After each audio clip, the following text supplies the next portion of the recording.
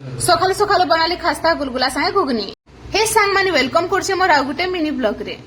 तो सकाळू सकाळू मते टिके मन लागला खास्ता गुलगुला सागे घुगनी खाई काजे। तो बनाबार लागि नेली आधा केजी आटा, सब गुटे चामच कला जीरा गुटे चामच सुढ़ा गुटे चामच नून। गुलगुला खास्ता हेबार लागि मुई नेली गुटे चामच सुजी। तो सांग माने खास्ता गुलगुला जदि बनाबो तो सुजी निहाती दब। सुजी देबार द्वारा गुलगुला खास्ता और क्रिस्पी बनसी। तारपरे मुई नेली गुटे चामच तेल।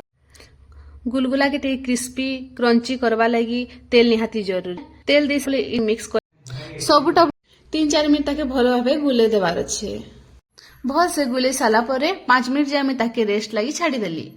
आउ टिके बाहर के आसी गली। आज बढ़िया पार्टी करिथिला गा। गुलगुला सागे घुगनी मजा आसी जिबा। जैसी रे बुआ जल्दी जल्दी बनाबी।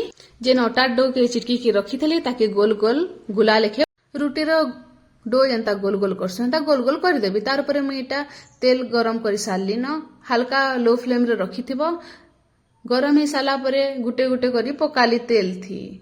गैस के लो फ्लेम रे रखी करी गुलगुला करले भल भाबे भितरु हवा कचानी रहे। इटा हमर गुलगुला रेडी। इटा मैं बाहर कर दूछे थाली रे।